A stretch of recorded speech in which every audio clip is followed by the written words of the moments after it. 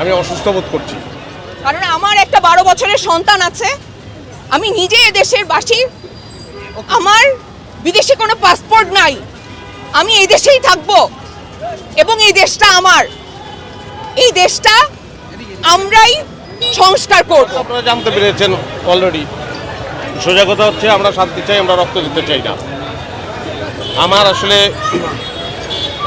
মোবাইলে এইসব জিনিস দেখতে দেখতে আমি অসুস্থ বোধ করছি মানসিকভাবে। শান্তি চাই, দ্যাটস অল। ছাত্রদের উদ্দেশ্যে কিছু বলবেন কিনা? কি বলবো, আন্দোলন চলমান চলছে, এর শেষ কোথায়? আমি জানি কি, আমি তো আর যারা আমি আমার চাওয়াটা আমি বললাম, আমি এটাই চাই। যারা স্টেপ দিচ্ছে তাদেরকে অনেককে রাজাকার হিসাবে এরকম আখ্যায়িত করা হচ্ছে। আপনি এই বিষয়টা আপনি কি বলতে চাইছেন? না, আমিও তো অনেককেই অনেক কিছু বলতে পারি, হ্যাঁ, কিন্তু ব্যাপার হচ্ছে যে সেগুলো তো সিদ্ধ হতে হবে, সেগুলো তো প্রমাণিত হওয়ার ব্যাপার, তাই না? এই বলতে পারি না আমরা, মানে কোনো প্রমাণিত সত্য আমার হাতে না থাকলে। দাবি আরও অনেক দিন চলে, তাহলে আমরাও সেখানেই পার্টিসিপেট করব। এখানে পার্টিসিপেশন হবে না এমন কিন্তু না, আজকে একদিনের জন্য এসে দাঁড়ানো তাও না। এর আগেও কিন্তু আর্টিস্টরা বিক্ষিপ্তভাবে বিভিন্ন জায়গায় এই জিনিসটার এগেনস্টে কথা বলেছেন। সো জেনোসাইডের পক্ষে আসলে কথা বলার কিছু নেই।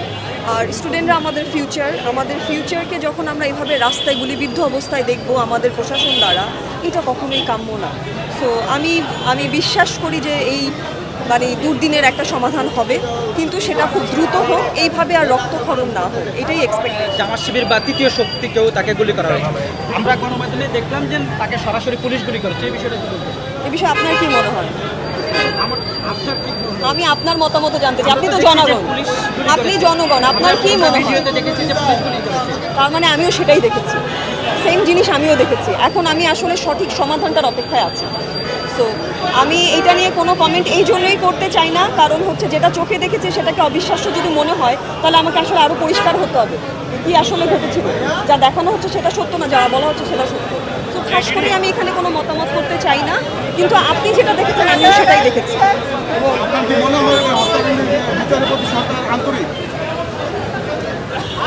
আন্তরিক যদি হতেন তাহলে তো আজকে সবাই রাজপথে থাকতেন না। প্রশ্নের উত্তর আপনাদের সামনেই আছে। আন্তরিকতার ঘাটতি আছে বলেই তো আজকে এই অবস্থা, এতদিনের এই ম্যাসাকারটা হওয়া।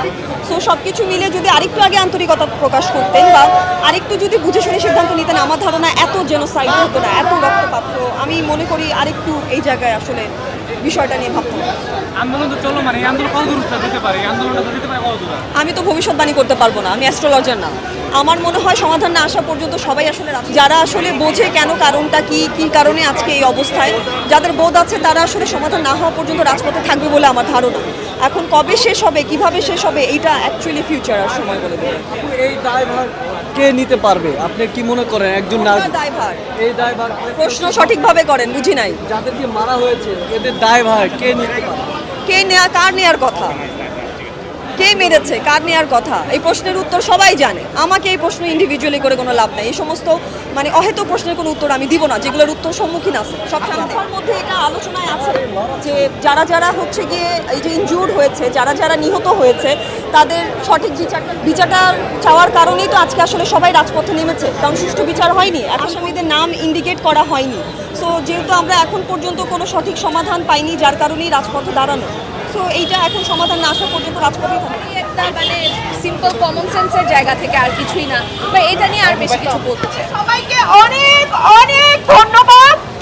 এখানে আমাদেরকে যারা এতক্ষণ, যারা আমাদের দৃশ্য মাধ্যম শিল্প সমাজ, আমরা যারা এখানে এক ছাদে হয়েছি, তাদের সবাই